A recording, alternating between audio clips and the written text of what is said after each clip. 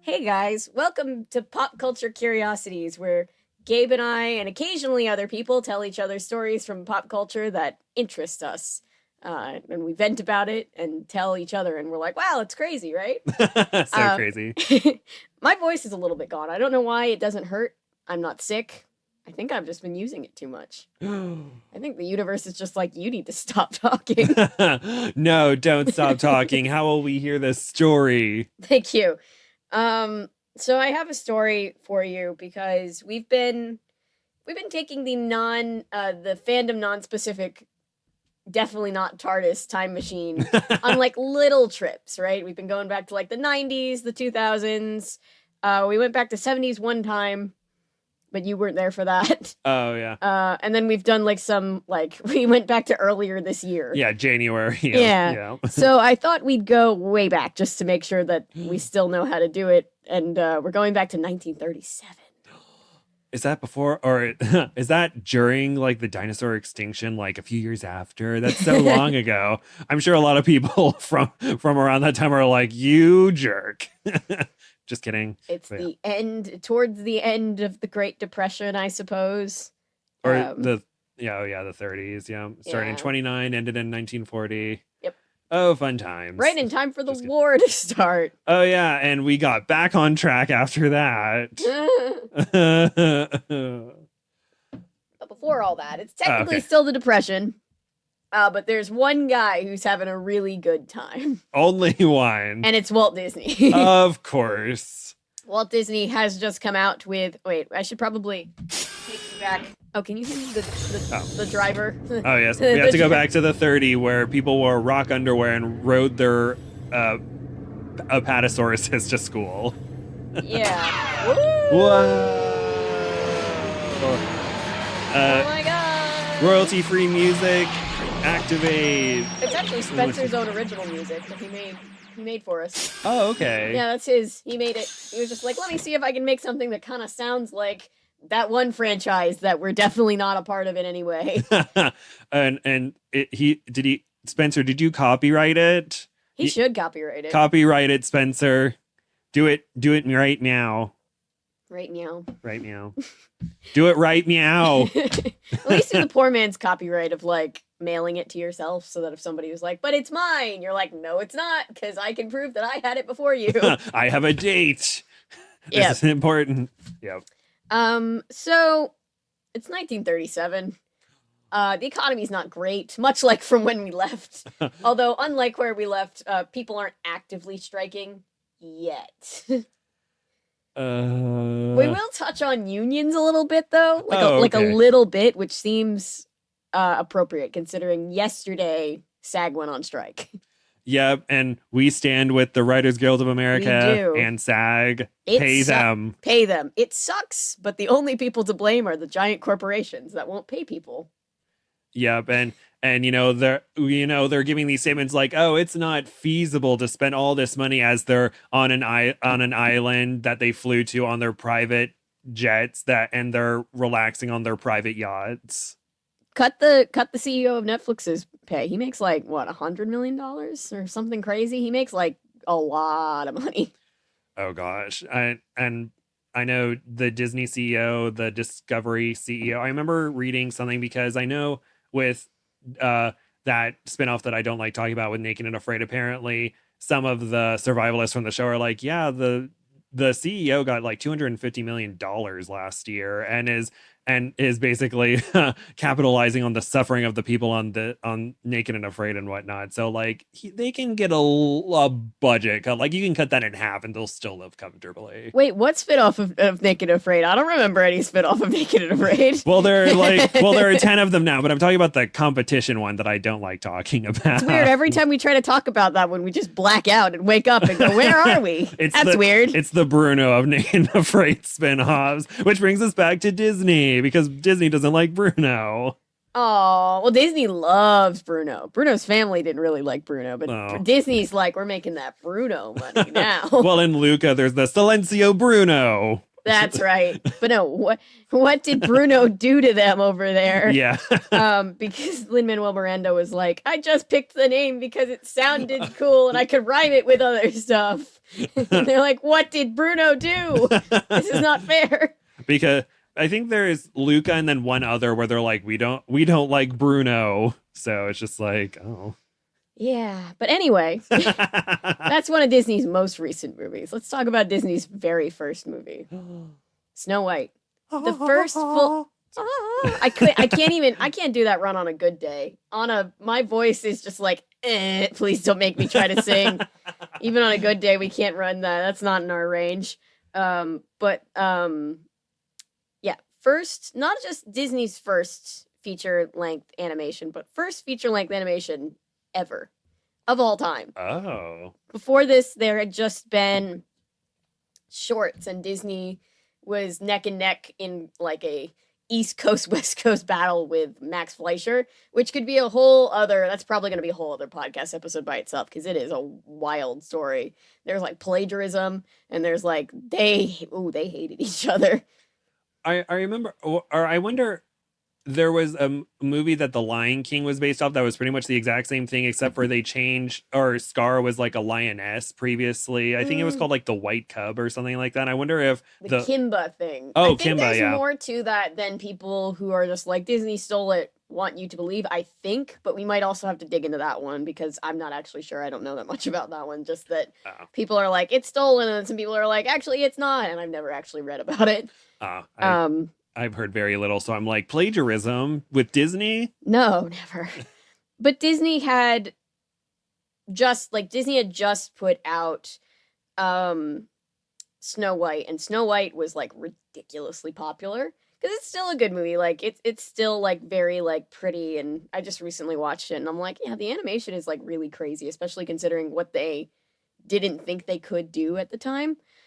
So like, you know, this movie comes out and it's hugely popular. Like it was playing at like big prestigious like music halls, basically. Like it was sold out too. Like, and then between like where it was playing in theaters and, you know, and all these sold out prestigious places.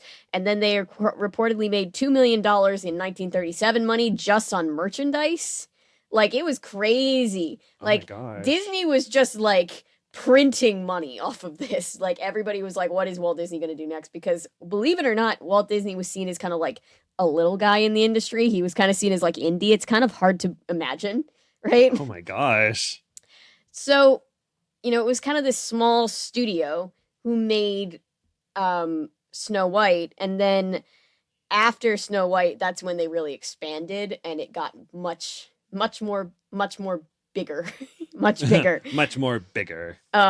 It got huge. But working on Snow White, it was really a gamble. So, you know, it was a small group of people. Apparently, like, there was like the original pitch for Snow White was like a really small group of people. And apparently, like, Walt Disney didn't just pitch it. He like acted out the whole story, and he like did voices for all the characters. Oh, and okay. Apparently people who were there were like, it was a defining moment of their life.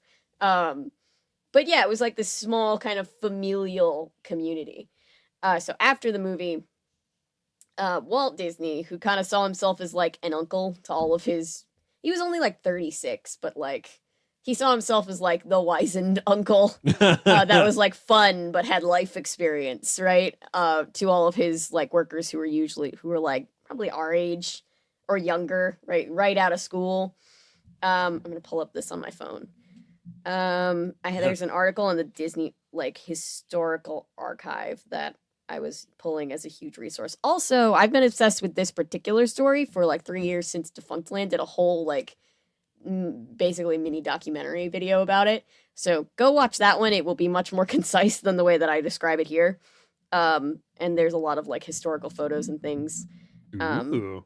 Oh yeah, Defunctland is amazing. I love Defunctland. Defunctland? Yeah, Defunctland and Yesterworld are like the two like go-to channels for me for like anything Disney related. Really, really cool. Like, and Defunctland does a lot of like outside of Disney, just like theme park history and things like that. Like they have a whole video about Action Park, like the infamous Action Park where all those people died. Oh. The really dangerous one. Oh. They're really, really good at what they do. What was that? The phone is like Snow White. Whoa. Seven it Dwarfs. was for a webtoon that I don't follow. Why? Why did I get notified? Oh, I love webtoons. I'm reading. I've been reading the Cursed Princess Club recently, Woo. and there are a bunch of other ones that I've been looking at. I'm trying to think of one off the top of my head. Oh, Suitor Armor, and there's this I can't remember what it's called, but it's basically about this vampire that can time travel and then a werewolf vampire hybrid, and they like kind of like each other, but it's like low key, but with vampires and werewolves, and they like each other, but the vampire like fell in love with like what's it called? Like another version from a parallel universe. What's that called? Doppelganger?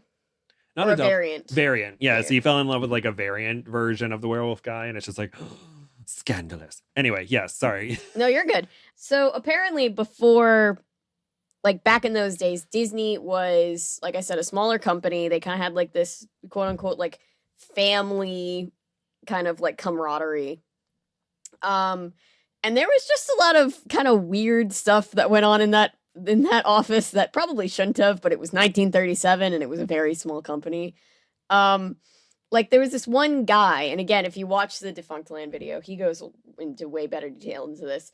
There was one guy who was known for drawing kind of in the Disney style, just naked women. And apparently, I think it was when they moved to their new offices, they had a mural put up, and it was a bunch of the naked women that he drew and himself in front of the naked women. And that was just like, hey, I forget what the guy's name was.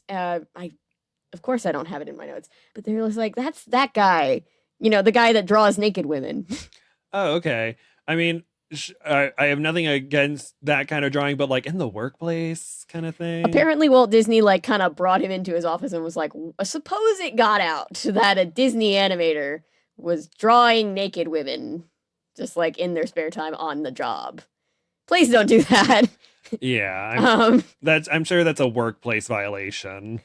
Yeah, Probably. even for 1937, that feels like it's like workplace violation. That hasn't been invented yet. But even back then, it feels like they should probably have some kind of like do that in your off time. Yeah, and that could be like a side project that you could do, but just not here. We have other things to do here at the moment. There's this other guy who was known for sleeping with everyone, which like that's his business. But he was kind of like a womanizer about it.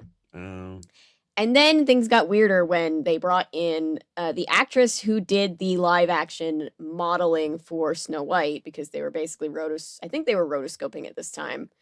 I don't know if rotoscoping is the proper word for it back then, but basically taking video and then drawing over it. Rotoscoping. Something invented by Max Fleischer and his brother, but stolen by Walt Disney. A whole other story. Oh. We'll talk about that in a different podcast. But when they brought in the actress to do the live action modeling for Snow White, she was a 14-year-old girl. And so basically all of the, all the animators kind of saw this girl as like their little sister, right? She was 14. Everybody except the 29-year-old womanizer, or I think he was 20. He was 29 when they got married, and she was 17. Yeah. Which means that he started dating her when he was like 25? Wait, 26? Yeah. And she was 14? Yikes. Yikes. That's yikes. Yeah, that's not okay. So kind of a crazy place, this workplace. And so, I'm going through my notes. Hang on. Sorry, Spencer. Sorry, hello and welcome to the Sorry Spencer podcast. Oh, and one other thing. At this point in time, Walt Disney as an animation studio was gender segregated. So there were like 4 different types of jobs that you could have in animation. The ink and painting department was the only one that women could work in. That was basically just where you took the sketches and you just colored them. You weren't actually drawing. They were like, let the little women like color them in, basically. And they paid them way less than all the other animators. And there was like a strict rule against dating anybody in the office, as a lot of offices have. Apparently, there were like memos that went up that jokingly said, don't dip your paintbrush in the company's painted ink.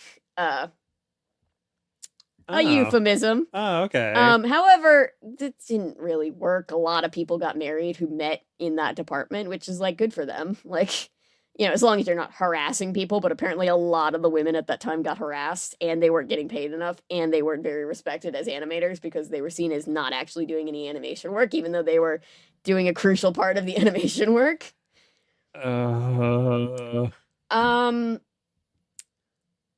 So this is kind of the workplace where Snow White comes out of, and then Snow White is super successful, and Uncle Walt wants to do something to thank all of his staff, which was nice, especially considering that Walt Disney was, and again, Walt Disney, you could just do a whole series, you could do a whole podcast series about Walt Disney. He was a very complicated person. He was anti-union, very much so. So it's weird that we're talking about it now, but he was convinced that like unions were communist. He just wants to throw out the buzzwords so people will be like, "Oh, I don't want to deal with that. Let's not have union." I don't know. And there's a lot of I'm sure there will be people in the comments that are like, "Well, he wasn't really anti-union. Like there was this," but the bottom line was he didn't want his workers to unionize. He was afraid of what would happen if they would unionize, so he was just effectively anti-union. But he did want to like do something nice for everybody after they made the super successful movie to like boost morale, because he ended up having 3 more movies in production at the same time. It was Pinocchio, Bambi, and then Fantasia. He got really hyperfixated on making Fantasia, and so Fantasia ended up being the 3rd one. So they went from making 1 movie and having time to do it to making 3 movies at once, and everybody's kind of split in, but like it's not like, oh, you're working on Pinocchio, you're working on Bambi, you're working on Fantasia. Everybody's split between everything, and it's just kind of chaos. So he wanted to boost morale as they were coming off of this high and going into what he knew, I think, would be like a pretty tumultuous time. And again, there's people that go into this. I'll link the Walt Disney. I'll link the Disney Historical Institute paper on it because it goes into much more detail. But basically, there's a lot of, this is the climate where we now get to, I guess we should go up a year. We're now going to 1938. Whoa. In this fashion, we move into 1938. June of 1938 to be exact. Whoa. Let me pull up exactly my notes. Where we get to the most infamous party ever hosted by Walt Disney. Ooh. Walt's Field Day 1938 by Todd James Pierce. This article that I'm pulling from, it denotes that this party was, quote, thick with booze and brassy music, also weighted down by tense politics. Stories from the party would live on, whispers finding their way into interviews and books, whispers that have fascinated me for years, the writer says. He goes on to explain, the kind of some of the backstory that I was telling you before. Apparently a newspaper, speaking of, because I mentioned how much they made in merch sales, apparently a newspaper at the time printed, quote, figments of Disney's imagination have already sold more than $2 million worth of toys since the first of the year. This was 1937. $2 million. Oh, yikes. So much money. I need to do... What is that in calculation? What would that be in today's money? The TARDIS or the non. Oh God! Wait, It's no, slow freaking out. down. Whoa! The party Whoa! was so intense. The TARDIS It's are running kind of away. freaked out. Am I allowed to say TARDIS or no? Yeah. Oh, okay. It's the fandom non-specific time machine. Oh, sorry. Our fandom non-specific time machine was freaking out because of the party. I think the. I call it a TARDIS all the time. You can call it whatever. Oh, okay. I'll call them the time machine. The time machine was like, let's go get this party started. We should really name the time machine. How come pop culture curiosity time the PCCT pop culture curiosity time machine or PCCTM Kapitum. Yeah, we need to find one that rolls off the tongue. I'm just gonna go with Kapitum. 2 million in 1937. I'm googling. Oh my god! That's like $42,376,250. So almost, nearing $50 million. Oh, Yeah. They could have just been sitting pretty for the rest of their lives. Because that was just the first from the first of the year, I believe. I believe it was released a little bit before then. So I don't even think that was just what they had made to date. Like, that's crazy. Oh my gosh. So anyway, they made a lot of money. So much money. The money really piled up from that movie is one quote from an animator who worked on it. With the increased revenue, Walt expanded his staff, hiring young artists that would train to pursue subsequent features. Like I was talking about with their next few movies. And fun fact, Dumbo was actually just supposed to be a short, but when Fantasia came out, it was not really appreciated in its time, and it didn't make a lot of money at all. They actually, I think, lost money. So Walt Disney was like, "Oh crap, that little elephant thing we're doing, make that a full-length movie so that we can put it in theaters." Oh. And it worked because they made a ton of money off of Dumbo again. Dumbo did really, really well in sales. I wonder if that's the reason why they have that random extended sequence of the pink elephants dancing thing. There's a lot in Dumbo. Again, I've been rewatching all these movies. Dumbo, it's only a little over an hour. It's like an hour and 10 minutes, I think. Oh. It feels so long because it just is paced weirdly, because it feels like you're stretching it out. Right? It feels like when I do a video for a client and I'm like trying to get it past the 8-minute eligibility for ads and stuff mark. And I'm like, I really hope this doesn't feel like I'm stretching it out too much. I'm really trying to get it there though. A studio rumor suggested that bonuses could be as much as 20% of the movie's profits, given out to all 800 employees. Beyond this, to express his gratitude, Walt himself would host an elaborate party for the entire studio. The article says, the Hyperion lot where they had been working was now deemed too small for this party. They settled on the Norconian Resort, which was this big fancy resort in Hollywood. And the plan was that they were going to do like an all-day Saturday thing where it was just like, there's swimming, there's games, there's going to be dancing at night, and it's going to be basically this big party to be like, whoa, we made a cool historic movie. Good for us. All that money. So this was basically their rap party, but it was like more extravagant than any rap party I've ever heard of. Apparently the 30s were glitzy back in Hollywood. Oh, I've never even been to a rap party, so that's fun. I've been to one. It was at a bowling alley, and I got drunk off of Jell-O shots. Oh, fun. Yeah. I did better than my friend, though, who had never drank before. Their name is not being used for their own protection. They're probably like, oh, thank goodness. No, somewhere, but yeah. Quote, the Norconian Resort, built during the financial boom of the 1920s, featured a golf course, riding stables, a lake, and a marina. I read that as marinara. That's wrong. It's marina. A massive outdoor pool with diving platforms, a ballroom, and a luxury hotel accommodation. Newspaper articles were proving itself a celebrity hotspot, popular among the members of Hollywood movie colony.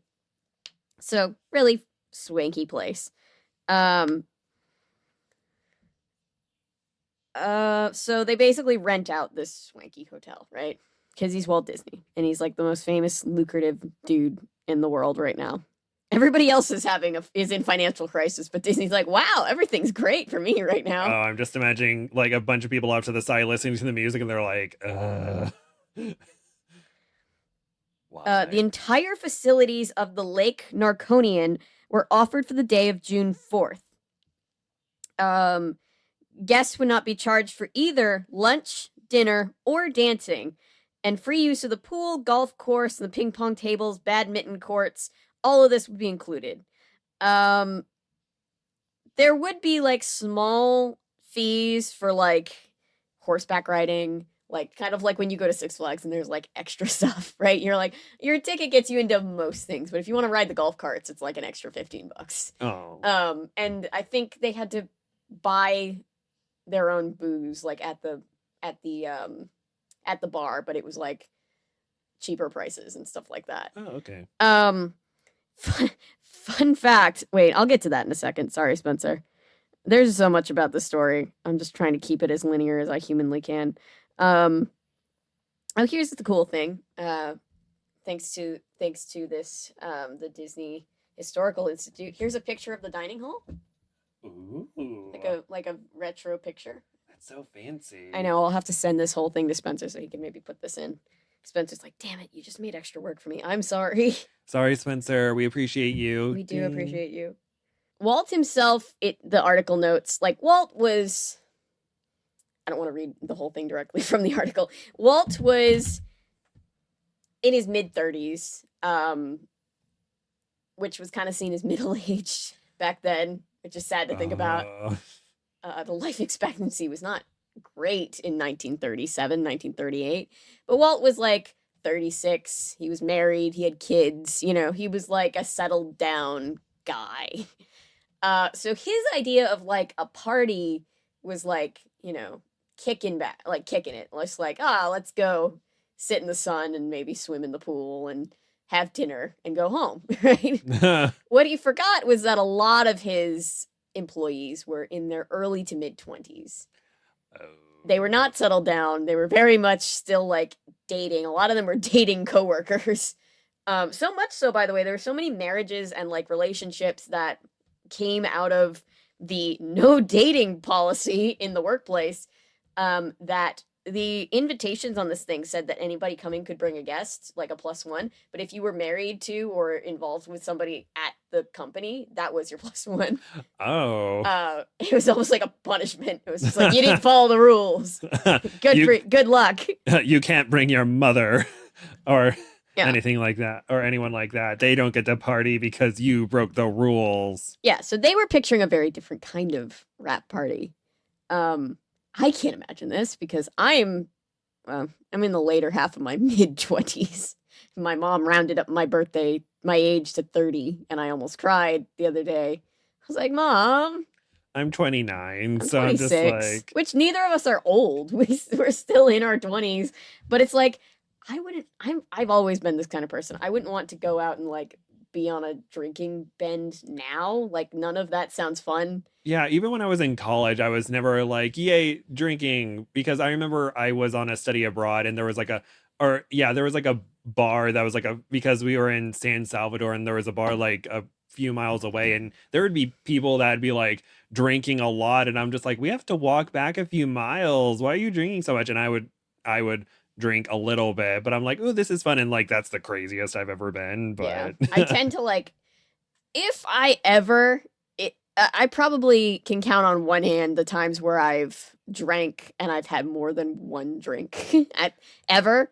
And when people who know me see me go for a second drink, they're like, is everything all right? Oh my God, are you okay? And I'm like, no. Oh. And I'm drinking, so I'm like, no. But usually, like, I think the last time I had a drink was like a week and a half ago. My mom made margaritas and was like, it's Taco Tuesday. Here's a margarita. And I drank half of it.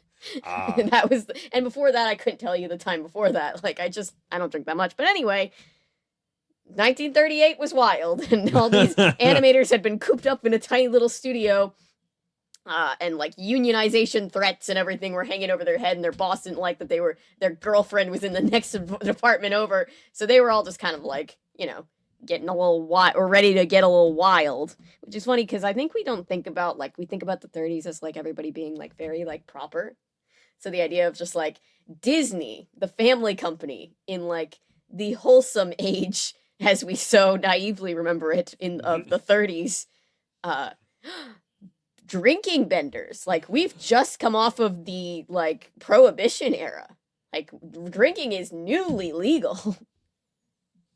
Like, who which probably also couldn't have helped what ended up happening that night. Oh But gosh. So much build up to what's going on I during know, the I hope I night. don't let you down. You won't. Thank you. Yeah, the article also goes on to point out that like a lot of these artists had been consistently employed through the Great Depression.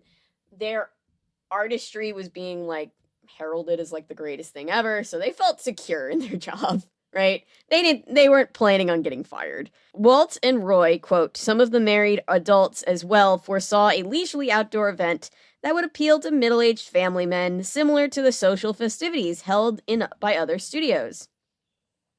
On May 2nd, in a May 2nd letter, Roy Disney, brother of Walt Disney, I believe he was basically the second in command, but semantics. He was high up. He was Walt Disney's brother.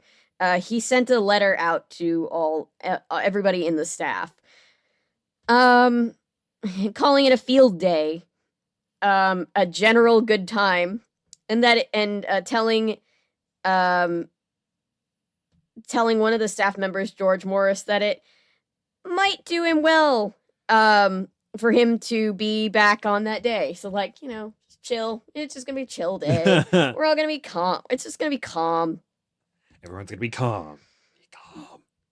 However, the newest hires, who some of them apparently were teenagers, not just early 20s, but teenagers, they were new enough to not remember like the previous parties, it says, including the 1937 Christmas party, which was remembered by most as a heavy drinking affair. So they were just throwing back. Disney animators were just like, fuck it.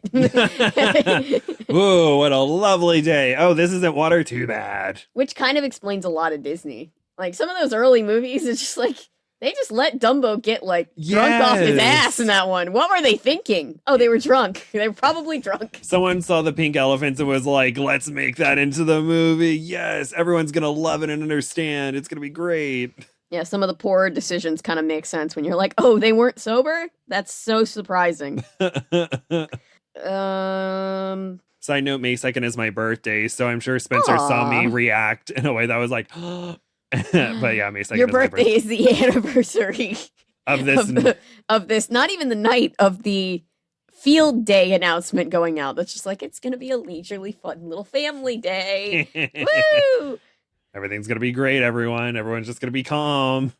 Another big thing was that this is June, so bonuses had not been announced yet. Oh. It was highly believed that Walt Disney would announce the bonuses at the party, which makes sense. He did not. He was planning on giving everybody bonuses, but he got up and gave a speech about like his gratitude and everybody and to everybody and everything, and this led people to believe that there were no bonuses, that the party was their bonus. So they decided to drink their money, drink Walt Disney's money, and this also led to the chaos that later ensued that night. It was a miscommunication. They thought they weren't getting any bonuses, and they were pissed. Poor Walt Disney was like, I just wasn't gonna tell him yet. This is a miscommunication. Please, why? Why so much drink? I thought this was gonna be a calm family affair. I'm 36 and settling down. Why isn't everybody else? So here's a copy of the memo, which I think is pretty cool. This is like the actual memo that got posted up. Oh. Historical document. Historical documents. If I may, let me read from this document. Walt's Field Day, which is such an innocent way to put it. Walt's Field Day. Apparently, fun fact, by the way, one of the animators drew for this pamphlet of Walt's Field Day Mickey Mouse golfing. to be put on the pamphlet, and it was the first time ever that Mickey Mouse was drawn with pupils. It was not, they did not intend to change him from the like 1920s, like he just has like the dots for eyes thing, but the animator was just like, oh, this will just be like for an in-office thing. Sure, I'll draw him with like the eyes that I put on everything else, like the human characters and stuff.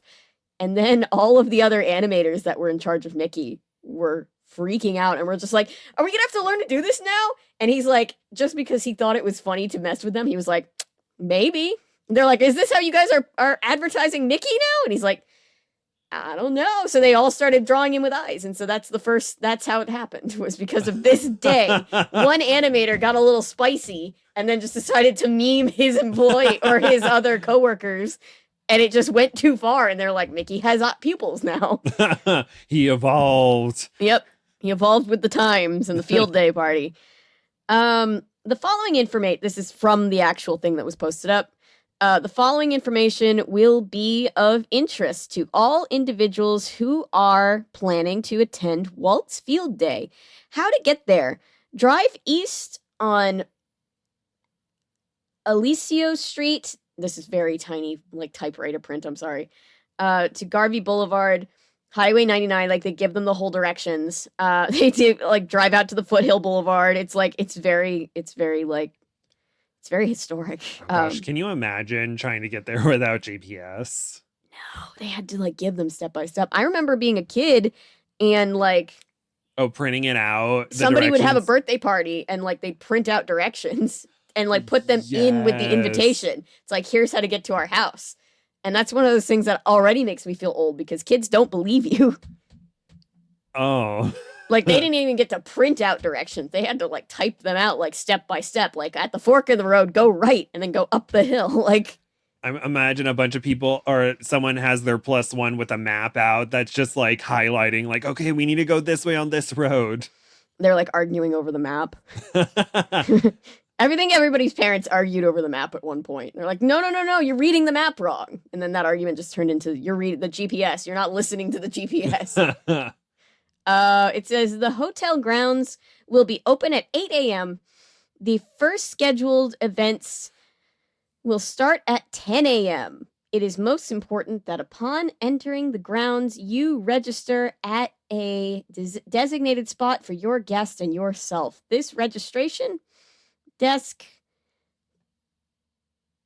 will be clearly indicated by signs. It's like when you're an extra and they're like, there's gonna be signs, and you're like, are there though? Oh gosh, there was one time when the show that I worked core on for 6 years where we were going to that a certain place in Atlanta that I don't want to say because I don't know if I can give up locations, but basically I didn't go to the right place because I had been to that location before and background holding was like in a certain spot and someone was like, no, or there were no signs and someone was like, no, you go over here. And I thought I went to the right place, but it was wrong. And I ended up being 15 minutes late. All I had to do was continue to walk down the road to the right spot. But again, no signs. And I think after I got there, then they started putting out signs and I'm just like, one time the signs, I followed the signs and it said background holding this room and there were cheese balls. So I was like, this is where we're supposed to be. There's cheese balls. That's where the sign was. And so me and like, I don't know, 15 other people were in there.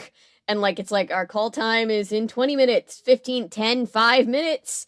No one's here to sign us in. All of a sudden it's top of the hour and I get a call from redacted name of casting agent who's like, where are you? And I'm like, background holding. They're like, where is that? And I'm like, well, it's here. And they're like, that's the wrong place. Apparently they went to change the signs and they just did not. And she's like, is there anybody else there with you? And I'm like, yeah, I'd say like 15 people. And she's like, all right. So like, we all go like walking in. And the PA's like, oh yeah, we meant to take up those signs. And I'm like, oh, thank you. Oh thank you so much. At least they were like, oh, drive to this location. But it's like, oh, whoops, that's the second location. You have to drive like 20 minutes through morning traffic to get to the right spot. Happened to me too. Oh, I've been sent half an hour south of the city just to be told, that's the wrong place. Actually, you're supposed to be 5 minutes from where you live. Just like, oh, that's it. Oh gosh. Yeah. So sad. So sad. I was so sad. Anyway, May we mention that again, each person is entitled to bring one guest to the field day. A wife or husband not working in the studio is considered your guest. Married couples, both working within the studio, should consider each other to be their guests. Oh.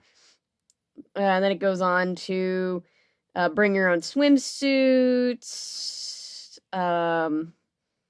bring your own golfing equipment, etc., etc., etc. It goes on to tell them, like, you know, all of this stuff.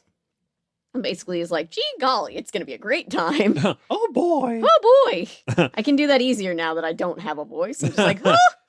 Actually, that was my Hootie impression. I wasn't doing a Mickey Mouse impression, so now they can't be like, you were doing Mickey Mouse. We're gonna sue you. I don't know. You were the one that told me Hootie is just started as a bad Mickey Mouse impression, like as a joke, and then they're like, yes, that's what we're doing. Yeah, I would love to do that. Just be sitting here and be like, hello. And then someone being like, yes, I want you to voice a character in my very popular show.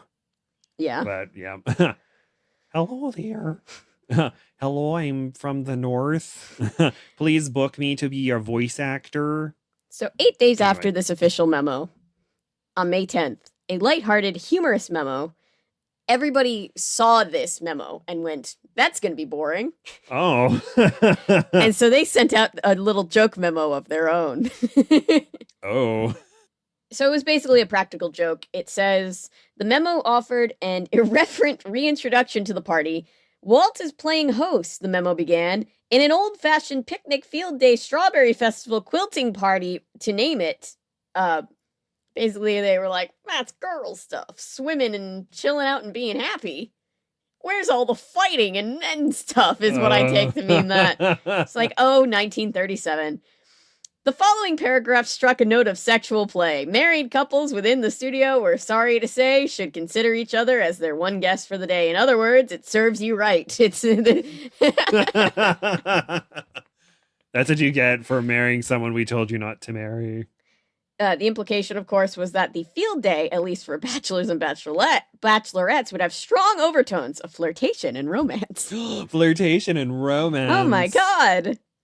Quote, all fillies, the memo advised. You always know it's going somewhere good, where it's 1938 and it starts with all fillies. All fillies are to come in informal attire suitable for a big party. The memo continued, of course, if you want to be glamorous in a little satin or velvet, I genuinely don't know how to say that word, for your favorite animator. Basically, dress so the guys will stare at you. Ah. That's your privilege, to dress for the men. Ugh. In terms of drinking, the memo advised everyone to bring a bromo seltzer bottle in your knapsack. Bromo seltzer was once a popular cure for indigestion by the 1930s, especially among younger set. Bromo seltzer was widely used as a hangover remedy. Ah. It's explaining the cultural significance of the joke to us. Ah. Like, you're gonna get so plastered. I guess it's like the 1938 version of being like, bring your liquid IV. You know, make sure you got a lot of that, because you're gonna be wasted tomorrow. In response, Walt and Rory sent out a memo that if you were an animation and weren't supposed to dip your pen in the company's ink and paint.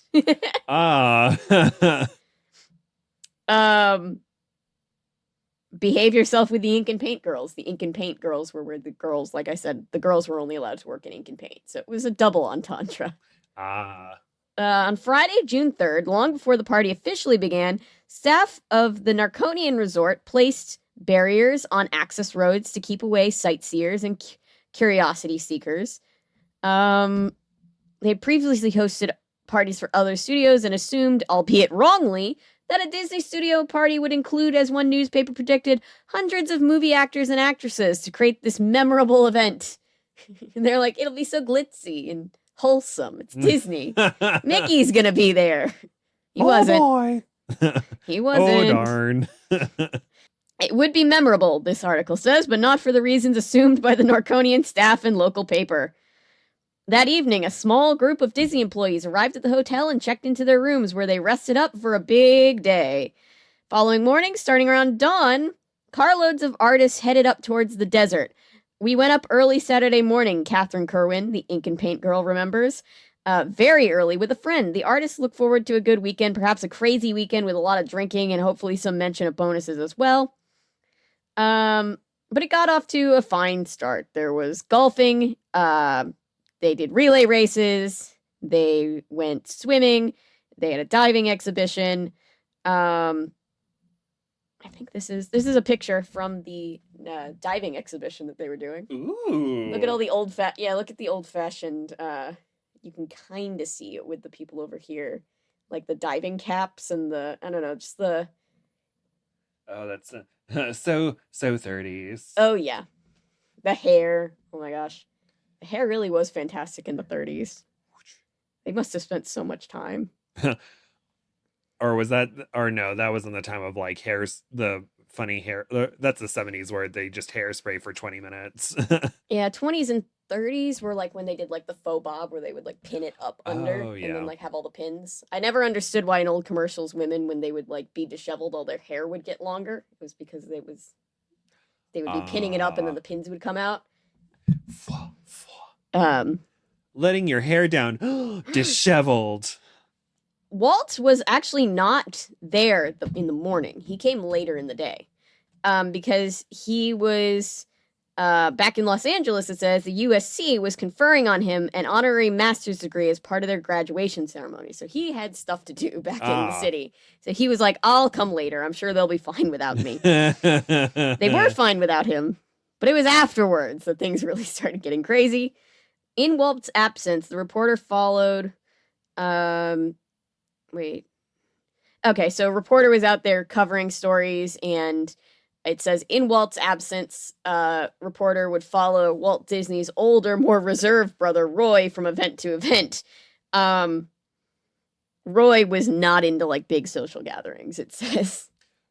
He was just like, I'm here, I am uncomfortable, and I would like to go home. That's how I imagined him being. Or if there was a cat there, it would have been over. He would have been like, yes, kitty. Or yes, if there was a dog there, yes, doggy. This is where I live now.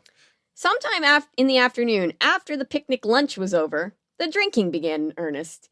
Harry Tittle, a production assistant, later claimed, the big picnic quickly got out of hand. What a short and to the point answer, right? Another ink and paint girl says, quote, there was a lot of booze, and it was evident. One animator, quote, fell into the pool, most likely drunk, and had to be put to bed after that. Oh. Get to miss out on all the fun stuff. Funner stuff. Another fellow, quote, picked up a ink and paint girl and dumped her into the pool fully clothed, followed by others jumping in, and all hell broke loose pretty quickly. One studio employee, background painter Maurice Noble, recalls that one Disney man rode a rented trail horse into the hotel lobby. I would have loved to witness that. Can you imagine? There's also pictures of people literally with just like jars of alcohol, just like chugging. Yeah, I'll send it to Spencer. He'll put it in post. Oh. And this was before like the sun went down. Apparently, according to this. Oh my. The timeline of things is a little bit fuzzy from source to source that I was looking at. But this is recalling that this was earlier, like before dinner. So just pretty much after lunch, it's like, woo, fun times. This is totally water. Do you think the guy who rode the horse into the lobby stopped there? No. In a slightly different version of this story, other people say that the horse and rider also galloped up the stairs to the second floor, as told by layout artist Bob Gibbons. Animator Riley Thompson rode this horse into the pool. Which, if that's true, I hope the horse was okay. Yeah, that's my first thought. I'm sure the horse is okay. I think horses can swim. But, like, is the horse okay? Yeah, I'm sure if, like, an intoxicated individual is on your back and you jump in with all the equipment on, it might not be the best time, but... The horse wasn't the only animal to make an appearance at the picnic. Someone guided over a field donkey or two. I got a little tipsy, admitted ink and paint girl Ruthie Thompson. I tried to ride the donkey. I didn't fall off, but I came close to it. Somebody got a picture of me with one foot up in the air. Oh, that sounds like so much fun. It does. It really does. In the middle of this, Walt and Lily and Disney show up. Oh. They're like, hey guys, how's the fun? Oh no. Oh gosh, that reminds me of Mrs. Doubtfire when the mom comes home and there's like the horse and she's just like, what? What is going on?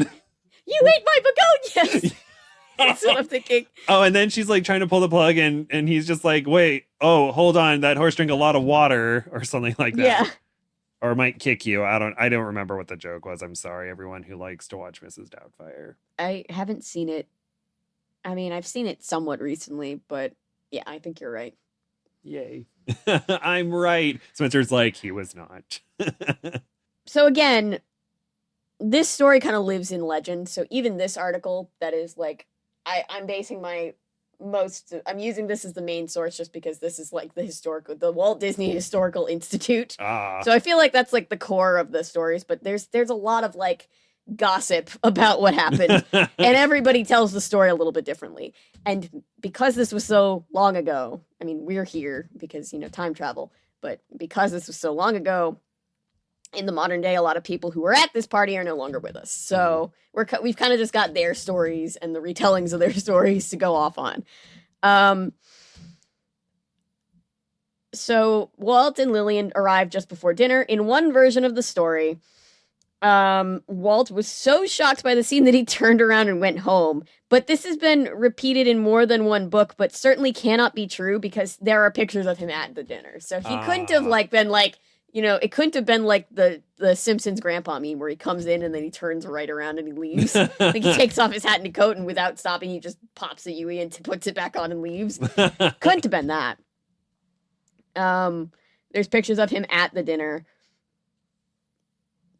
There's video of him apparently. Oh. And he was drinking. He joined in.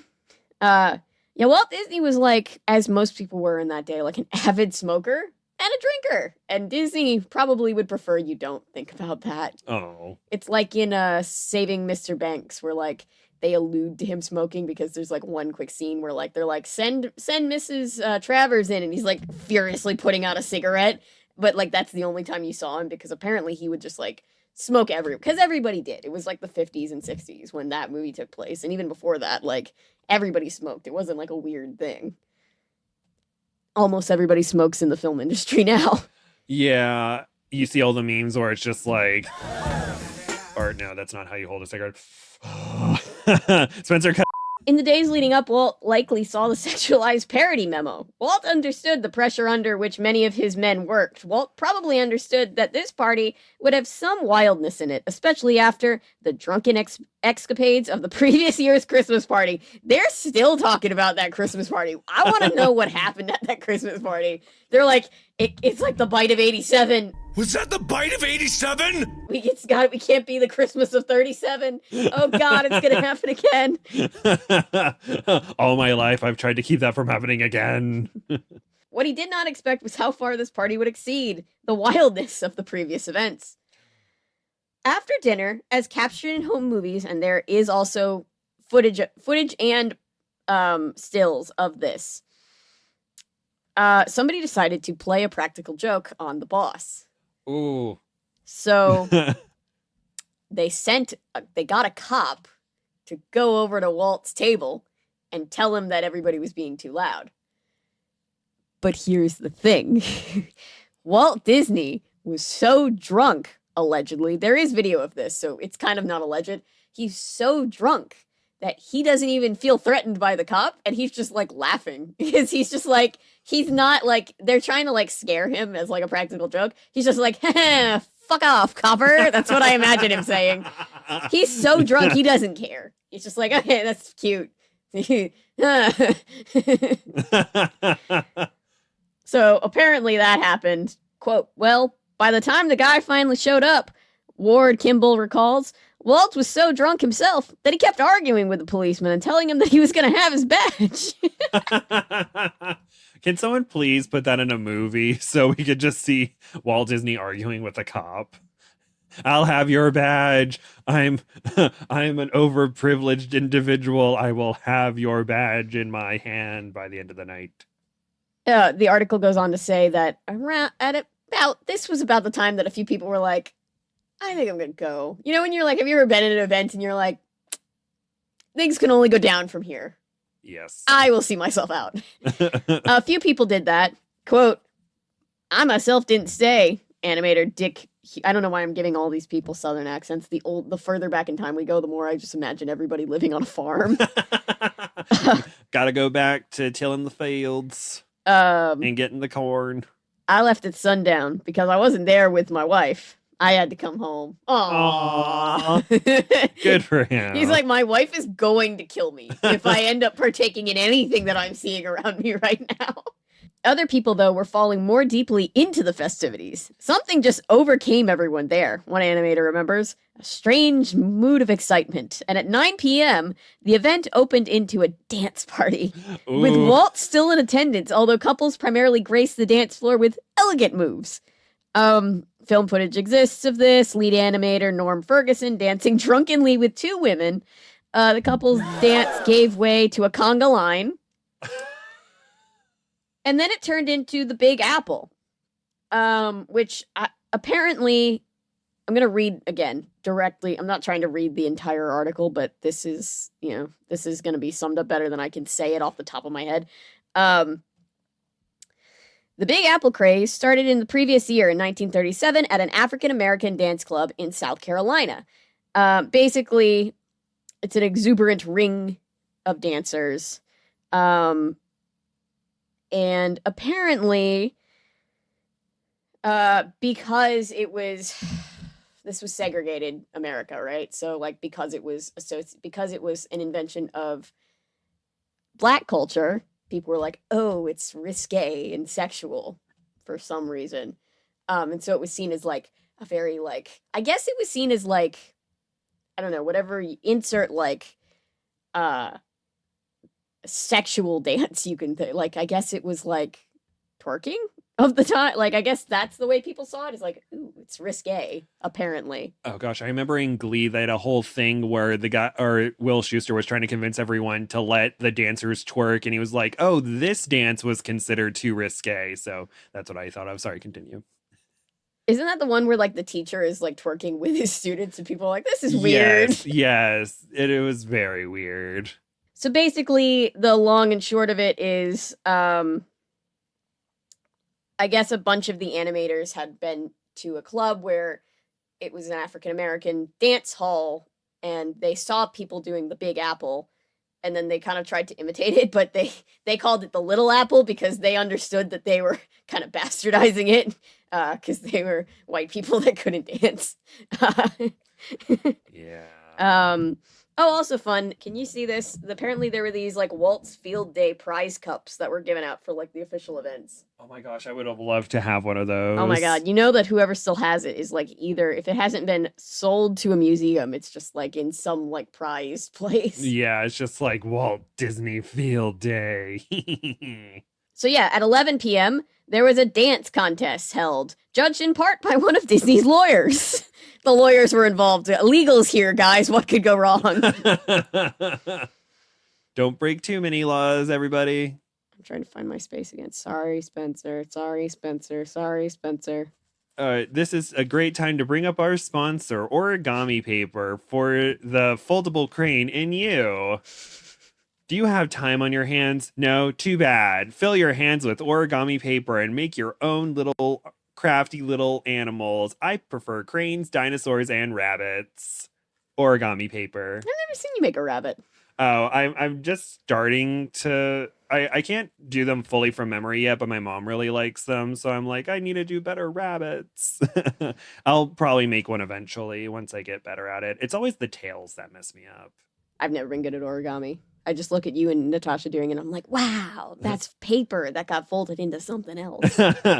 Natasha's the true master of origami. She's able to make these tiny little cranes. So tiny. They're so tiny. How does she do that? I don't know. We met Tom Kenny SpongeBob voice actor, at con a few years back, and she gave him a tiny, tiny little yellow one for SpongeBob, and he was like, "I just straight up thought you were giving me a tiny little pill." And she's like, "Oh my god, no, no!" But he loved it. He was like, "Wow, that's so cool." And she's like, "Do you want a different one?" He's like, "Oh no, I couldn't possibly." She opens up a bag. She's got like a whole bag of them. He's like, "Okay, I'll take this one." Wholesome. It's just like, do you want to get another one? And it's like, oh, Hey, Tom Kenny. I want an origami crane. Want an origami crane? It comes in a little bottle. A teeny Ooh. tiny little bottle. I need to hand out origami cranes to celebrities, but Natasha sometimes knows a lot of or some of the celebrities there and is like, here's a crane, because I remember you guys were talking about meeting Jamie Chung there and you worked on. Yeah, and she remembered us, and I was like, "You remember us?" She's like, "Yeah, I do." Oh, From The Gifted, I was like, "Oh, she's so sweet." oh. Sorry. Anyway, Sorry. so after this like quote unquote risque dance, where like a guy was dancing with more than one woman, and they were doing dances that weren't invented by white people. Oh my god! Walt gets up at about 11 o'clock to give his speech. And he gets up and he gives a speech and he thanks everybody, and he does not announce any bonuses, which he was planning on doing, but he didn't think that everybody wanted to hear it then. I guess. I don't know why. So people got angry thinking that they just weren't getting bonuses. As you do when you've worked on an award-winning cultural classic movie and you think you're not going to get paid extra money for it. He talked about the need for the studio to dedicate itself to the new features. He talked about the importance of the new productions. He closed by saying that he hoped the field day would move everyone greater artistic efforts and to seize the challenges that lay ahead. No word about bonuses at all. They clapped for him. And then they got pissed. Oh no. It says that, the reasons as to why things got even more out of hand are complicated, but that was definitely one of the reasons. Oh, somebody did a cartoon. A guy fell out a window. A guy fell out of his hotel window. Oh, he walked it off. He was fine. Oh, okay. But because these are all cartoonists and animators, so they drew a little cartoon strip about it. You all right, Fred? Yeah, I didn't spill a drop. Oh, didn't spill a drop. He's still got his drink, his bottle in his hand.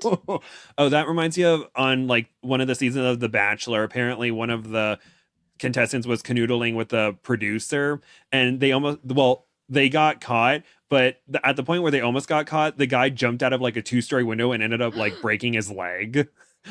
And he's like, "Yeah, we were fraternizing behind the scenes." And she was like, "No, we weren't." And they're like, "You're leaving." And she's like, "What?" Oh boy. Anyway. Quote, swimsuits flew out the windows. There were naked swim parties. Oh, okay. Okay, if everybody's on board with that, whatever. But it was 1938, so this was just like, what is happening? Oh, scandal. Oh, the guy who fell out the window was the one who accidentally redesigned Mickey Mouse. That was him. Oh. He was a legend, apparently. Dang, good for him. He fell from the second-story window. Or in Jack Kinney's version, which seems more plausible, he fell off a second-story balcony and fire escape. But either way, he fell from the second story. And according to multiple witnesses, it was broken by a tree, leaving him in such good shape that he later appeared at the ballroom to dance. Oh. I'm just picturing him like picking leaves off of him. And he's like, "Guys, I'm here." He's still got the bottle of whiskey. And I like this quote. It says, "Under the darkness of a near moonless sky." It's like, oh, so ominous. What's going to happen now? People paired off, drinks in hand.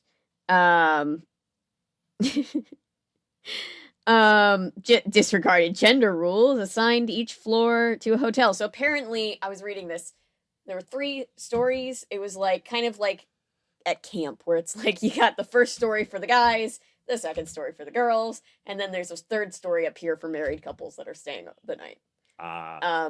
This was all thrown out the window. Walt wasn't there anymore. People already had naked swim parties. No one cared. Apparently, a lot of people got drunk and had one-night stands and were very surprised to wake up where they woke up the next morning, according to some people that were there. Whoopsies. It was a wild, wild party. Again, this is to celebrate the wrapping of Snow White. And they're about to work on 3 more feature films. Yeah. Quote, people got drunk, Bill Justice remembers, and were often surprised what room they were in and who they were sleeping next to when they awoke the next morning. Another animator, Ken Anderson, recalls that some of the fellows even swapped wives, an arrangement that as a family man offended him. Again, if everybody is on board with that, there's nothing wrong with that. Saying swapping wives sounds like the wives weren't on board, but if they were on board, it was probably fine. You know? I'm just imagining someone reading that and being like, wife swap. Yeah, this is how they got the idea. Yeah, that's how like they somebody's grandkid who's just like, wife swap. I got it. Dad, what was that story about grandpa and grandma that one time? The wife swapped. Huh. Quote, I didn't see any of those escapades. I never knew it was true. I heard later that Walt was ashamed of that party, but he didn't act like it that night. So apparently Walt was there drinking and partying with the best of them, and then after that he was like, we don't talk about Bruno, we don't talk about Fight Club. That didn't happen. I saw in another place somebody said Walt didn't talk about that night, and if you wanted to keep your job, you didn't talk about that night either. Ooh. Yeah. Quote, in terms of creating a socially respectable gathering, that the event failed miserably. The party also lessened in some ways the loyalty of certain men felt towards the studio in terms of creating an event in which burdens fell away from artists. Perhaps it served its purpose better than even its creator imagined. Walt, who likely witnessed some of the late night bad behavior, some of it was apparently pointed out to him by the hotel staff. We got to do a DashCon video. We got to do a DashCon episode, by the way. That Tumblr con that happened back in like 2013, where like they all ended up getting kicked out of the hotel because. Oh yeah, so poorly planned. Yeah, I'm just imagining this as like a 1938 con. Wait, we have the time machine. Look over there. It's the guy falling out of his window. Oh, didn't spill the whiskey. Woo! Woo. Oh darn, we can't go outside because we can't interfere with these events. We don't want to change anything too much. I don't know. I don't think they'd even notice if we were out there. True, but butterfly effect. You step on someone's toes and then they don't meet someone, and then all the bloodline is disappearing. Fair. Quote, Walt was horrified at the shenanigans as though events at the Narconian crossed some important line of morality and civil behavior. He and his wife drove home the next morning. He never referred to that party again, and in fact, if you wanted to keep your job, you didn't mention it either. Some people apparently remained there all day Sunday. Oh. Post-gaming, I guess. Gotta drink some water while having some more fun. Let's go for a dip in the swimming pool. Oh, someone left their bathing suit over here. Okay, that's fine. La-di-da. Now that with the official party over, they were charged for all their activities, assuming they were well enough to do so. You could apparently play putt-putt for 25 cents, though, so, Okay, I'm gonna go play some putt-putt. I think about this way too much. I think it comes from being a millennial and, like, we don't really have good job security, just, like, as a general group of people. If I went back in time with the money that I have now, I would be in a very different social bracket because of inflation. Yeah, but I would immediately invest in the stock market and then like have some fun, then come back and be like, my stocks. What was that thing about, like, in, it's like a big fan theory that, Captain America, because he has war bonds, like when he was in the ice the entire time, that he wasn't collecting on them. They were just like compounding on each other. So he's like as rich, if not more rich than Tony Stark. He just doesn't act like it because he's just living off the war bonds. Same thing with Bucky, because people are like, does Bucky work? And they're like, no, that man has war bonds that he didn't cash for 75 years. You know what those things would be worth? So he's just fighting crime for funsies. Wait, so he could have just helped he could have helped Falcon, like, with his financial troubles in Falcon and Winter Soldier. Oh, no. He could have helped the whole time. I mean, maybe he did. He was, like, hanging with everybody after that. I mean, he did help build the boat, so maybe he did help him like get the stuff for the boat.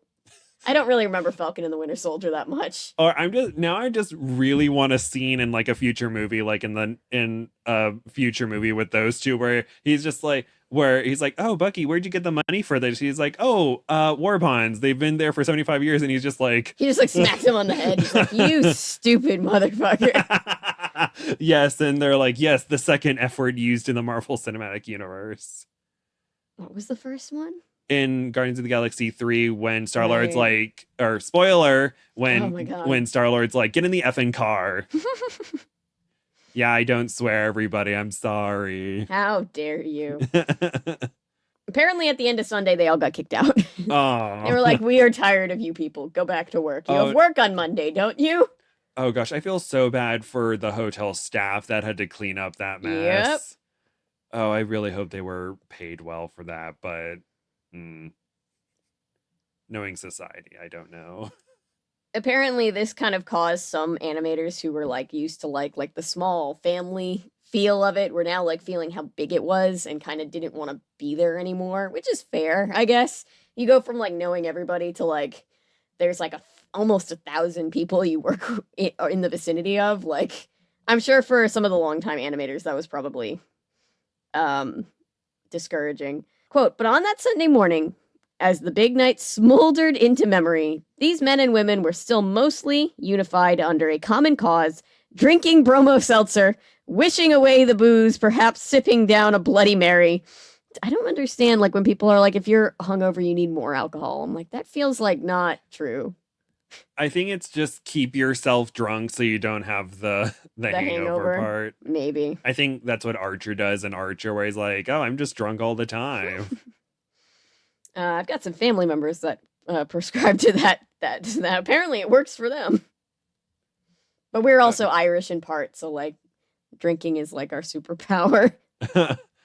Oh, when you're from the Irish, you come out to the womb with a pint of beer in your hand and you're just ready to go to the bar. I would love to talk to the writers who made the Disney Channel original movie Luck of the Irish, trying to make the most stereotypical Irish movie without being able to reference alcohol at all.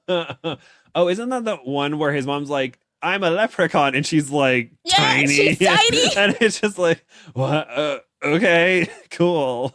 Just like the most stereotypically non-Irish Irish movie. It's so funny.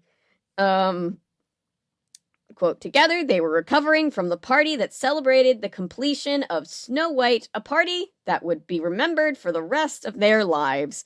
And then in the footnotes, it basically is like it relied heavily on interviews from other people. If that's not accurate, we did our best to vet out what was true and what wasn't. Because this whole thing, like this whole story is like legendary. Like I heard about it 3.5 years ago from Defunct Land. And it was just the craziest story I thought I had ever heard. And like, it's just one of those like legends like of Disney lore where it's like, you remember that one time everybody got fucked up after they made Snow White? And I think it's funny to think about people in that because like, that era was crazy. That era was chaos. But a lot of people don't think about it that way. And I think in part that has to do with like the Hays Code, which could be another episode all on its own of like censorship in media. So like the only things that are surviving from that time show like family friendly fun. Whereas in real life, it was a lot more realistic. Yeah. So I think it's just fun to think about like great grandma getting so drunk that she rides a donkey into the pool, right? Yeah, it's fun stories like that where you learn later and you're just like, you did that? Grandma. Or it's like when like my mom, she's just so la-di-da, like, or she sees Family Guy for 2 seconds. She's like, oh my gosh. But then I learned that she like lived near drag queens and like, and interacted with them a lot. And like, she was in theater. So like, Yeah. she's seen some things and I'm just like, oh, mother. It's like Back to the Future where his mom is just like, it's not right for a girl to call a boy. And then he like goes back and like, she's like hitting on like every guy. She's like making out with guys. She's smoking. She's stealing liquor from her parents. And he's just like, Mom! Like, she's acting like, I never did any of that crazy stuff that you teenagers do now. She was like so much worse. You don't know my life. Woo. And there's a lot more that my mom did, but the only thing I can remember is her interacting with drag queens and Your mom sounds So, cool. my mom is very cool. I love my mom. she's Hi, very Mrs. Gabe's mom. Hi mom, this is for you. I hope you're watching this because you've watched my other ones. And Aw. she's like, oh, you and Avery, you're or we have or I think or it's like we have a good friendship, I think is what she said, and like our interaction is good. And it's like, I know, right? I'm always so awkward that it's weird to Aw. see me like talk to people. Yeah, I like this podcast because we can just kind of conversationally have stories about like things that are interesting. I in no way am a historian doing like all kinds of research, but I do what I can. And in this one, I just kind of chose to mainly rely on this one article because every source had something different to say. And I was just like, who do I listen to? And even this article is just like, people tell the story different ways, but most plausibly, this is what happened. Yeah. So that's the story of Walt's Field Day, the craziest party that Walt Disney ever threw. And I believe it is safe to believe that he never threw a party like that ever again. And I'm sure his employees are like, why, Walt? Why? And he's like, you know why. Well, like when they moved to the new studio, like when they had like the Burbank studio, when they got, because after this they had the money to do it before the war happened, and they had to just kind of make the package films of the wartime era to just kind of stay in business. But basically there was like this private club at the on like the top floor of the studio for what was called Walt's Boys, and it was just kind of Walt showing favoritism. It wasn't even particularly like the best animators, it was just the ones that he liked the most, and they got to be in like this exclusive club and like hang out with the boss. And it was only the men, of course. It was never any of the women. God forbid. Women deserve better. Yeah, and then that doesn't even go into like they didn't even hire like African American animators until like 1958, I think. So like we're still like 20 years out from a non-white person working here. Which again leads to a lot of the racial insensitivities make a lot of sense when you're like, "Oh, all white people were there and none of them probably knew any black people." Yeah, that makes sense. Yeah. That's how Dumbo happened. Oh gosh. Yeah, yeah. And oh gosh, and I remember that Family Guy episode where it's like where Brian and Stu end up in the Walt Disney universe. It's like, oh, look at this. Oh, it's so wonderful. And they have that wonderful, it's a wonderful day for pie, but then Mort comes in and it's just like, oh, let's not stay in the Disney World because Mort is Jewish. And they're like, yeah. And it did not end well for him in that universe. Oh, so it's just like, no. oh, the problematicness of it all. Yeah. It's this weird thing of like when you talk about like problematic social justice versus nostalgia, Disney is at the center of all of that. There's so many more. We're probably going to have so many more podcast episodes about like Disney related things. So much weird stuff happened. Just not even like in the whole of the company's history, just in Walt's life. Just like the first, like Walt being in charge, there was so much that happened. And it was just like, Walt did some really good things and he did some things. It's like, ooh, why'd you do that? I know it was a long time ago, but still, Walt, like even at the time, people were telling you not to do that. Yeah, and our side note, speaking of Walt Disney, I remember people are like, oh, in Disney, they have the trope of the either one or both unalive parents. And apparently what I heard, I don't know if it's true, but apparently he had lost his mother very suddenly. And so kind of to express that pain, he's like, you don't have one parent, you don't have both parents. And then it wasn't until like, I think I think it was until like Tangled where the princess or protagonist had both their parents, because I think out of like the 13 or so Disney princesses, only 4 or so have both their parents. Yeah, Republicans will say that like Disney's trying to be like woke and dismantle the family, but really it just comes from, I think my best guess is that it comes from Walt Disney as an artist being like, this is what I relate to. And also just the fact that they adapt a lot of old stories where there's a lot of death present in it because people didn't really live. The life expectancy was not long, and it was not uncommon for people to be like, oh, my parents are dead. Yeah. Like a lot of those old fairy tales have to do with like some kind of like great loss. So I think it all just like worked out that way and just became a trope for Disney in that way. And then the Republicans are like, Disney's trying to take away your family. And it's like, oh my Oh. God, calm down. It's a Little Mermaid movie. Oh gosh, and now I'm just thinking about like the Brothers Grimm, and it's like, have you seen the Brothers Grimm? Like Disney so version bad. is, yeah, the Disney version is so much better Well, and also, and joyness. well, yeah, and it's like the what was I gonna say? The like the live action. The live action Beauty and the Beast went out of its way to tell us exactly why Belle doesn't have a mother, because it was like they thought we were going to be mad. And it's just like, we don't really need to know. It's not really important to the story. It's okay. Like Disney's like, we promise she doesn't have a mother because of the plague. It's historically relevant. And it's just like, guys, Oh, yeah. no one cares. We're sorry. We're so sorry, but it's okay. She just doesn't have a mom. We've never thought about it before. I think people were more offended that they auto-tuned Emma Watson's voice and the first song, and it's just like, why? She has a great singing voice. My brother is very talented with music and editing, and he went to the theater and watched that movie with me, and he was just like, that first song came on and he was like, oh no. And I'm like, shh. He's like, oh no. Now I really want to, or I just want to watch reality TV shows with the both of you, and you be like, Franken-sentence, that's different. Who's editing this? Oh, it'll be so annoying. Yeah. Spencer and I are just like, I'm basically the same way as like when I watch videos for the channel, when I like make videos of things, I basically just have the internal monologue out loud because I'm like, that doesn't make any sense. And it's just like, I do that in real life. People are just like, Avery, we don't care. Just watch this movie. But it makes it so much more interesting where you're like, oh, that's different. Oh, this isn't real. Let's not send hate to these people from what they're edited to be. Yeah. Yeah, don't send hate to anybody. I don't think there's anybody you can send hate to in this particular one, but just in general, don't send hate to anybody. Yeah. But with that, I think we're good. Yeah. I think that's the end of the story.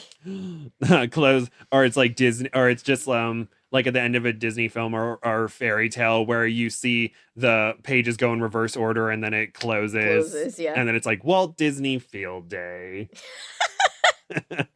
Oh my God. We've done 10 episodes. Can you believe it? Oh my gosh. Feels like I blinked. It feels like we were just doing the first one like last week. Oh gosh, I remember when I awkwardly spoke for like two and a half hours about America's Next Top Model. Oh, that's gonna be a great episode. I'm very excited for that one, but it's already come out by now, so it's like, yeah. By the time you're seeing this, it'll have come out 5 weeks ago. Yeah, we're very far ahead of ourselves in the schedule. so if anything, it's like, oh no, we can't interact for a few Saturdays. It's like, it's okay. We're a couple weeks. Yeah, well, you and Spencer have been working hard getting all those together, and Spencer's been doing all of it. I turn off the camera and I send the thing to him, and then he's like, oh, I gotta get it done. Yeah. But luckily we don't make him put too much like extra stuff in, so I think he's just like, it's fine. He just has to cut out all the mistakes that I make when I'm trying to tell a story. Sorry, Spencer. Sorry, Spencer. Thank you, Spencer. We need like t-shirts or like some kind of merch that just says sorry, Spencer. Have it in a fun font. It's just like something to make Spencer be the most like, why does it look like that? I kind of now want to have t-shirts that just say Walt's Field Day in like an old tiny looking print. Oh gosh, is that allowed? Or is that allowed to put Walt because, or wait, he hasn't copyrighted Walt, so could it I mean, work? the name Walt is just Walt, right? Oh, okay. As long as it doesn't look too much like the Walt Disney font. I think should if it be just fine. says Walt's Field Day, that would be fine. Oh, okay. Walt could be anybody. You know my Uncle Walter? It's his field day. Yeah. We'll understand. Everyone who watches this will understand. Walter's Field Day. Yeah, let's go to Walter's Field Day. Walter Disney. Walter Disney. Walter Disnell. It's, you know, everybody knows.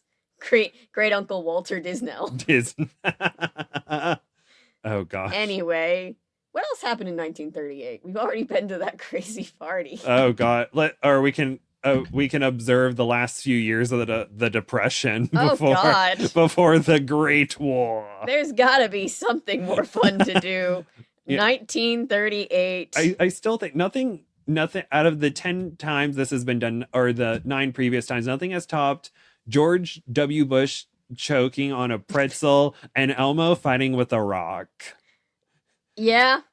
I don't even know if we went to go see Rocco. I can't remember. But Rocco's a rock. Yeah, I remember showing you. Yep. Let's see. What happened that wasn't depressing in 1938? I just saw something about the polio. In 1921, they started research into polio, I guess. I think did my dad get polio? Or I think my dad got measles apparently, and apparently he like passed down and fell down a flight of stairs. Oh no! When he got the measles, and it's just like, oh. And my dad also hiked 5 miles in the snow in Georgia so he could get to school, and he had to go uphill both ways. Just kidding about that part, but yeah, he did have measles, and it's not fun. And it's just like, oh, that's sad. This is why you need to like stay home when you're ill. That's why I always find it weird when I watch anime and the characters are like, oh no, I have a cold and I had to stay at a school, and I was just like, I had the full blown flu and I was in school for 5 days straight, and it was anyway. I'm just looking for something that isn't like war. Oh gosh. Yellow River flood. That sounds awful. And I feel like I heard about that, but I don't know. Just like things that we didn't learn about in history. Oh, that's always fun when you learn about the stuff that really happened. All right, let's see. Pop culture. Let's go for pop culture. There were a lot of good movies that came out in 1938. Surely. Oh gosh, unfortunately, I don't. The only movies that I know when they came out was like Jurassic Park and Legally Blonde, and I think Legally Blonde was 2004 and Jurassic Park was 93. Superman comes out for the first time. First Yay! Superman comic. Let's go read the first Superman comic. Yay! We can go get it for like 10 cents and then bring it back into the future, and it'll be worth like thousands of dollars. And we could high five Stan Lee, even though he didn't really have a part in Superman, but I'm thinking comic books. I was gonna say, that's DC. All That's right. not Marvel. Or yeah, but I'm saying, you know, or I thought comic, and I'm like, Stan Lee, everyone will be so jealous. Stan Lee, your competitor, just came out with a big thing. Okay, have fun with Spider-Man. Bye. Yeah. Everyone is gonna love you. But yeah. And Sing Sing Sing by Benny Goodman came out. Woo! That's fun. That's less fun than war. I mean, more fun than war. Not less fun. I'm sorry.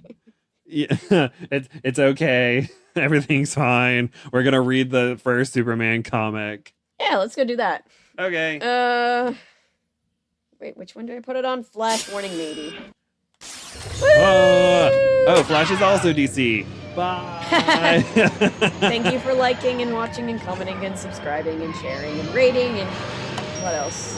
Follow Avery Talks About stuff on YouTube. Follow Gabriel Kustik on YouTube, please. Yeah. Make sure to follow, like, comment on those as well, and give us a 5-star rating for our podcast, please. And thank you. You can find us on pretty much everywhere except for Apple Podcasts, I think.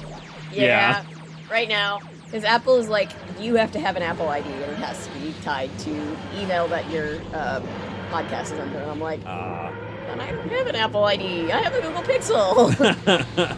Why are you making this hard? So we'll see if we can fix that. But I don't know. I think they're just like, you dirty Google Pixel user, get away. Get off our platform. We're Okay. Apple. We're respectable over here. But anyway, bye. Bye. Thank you.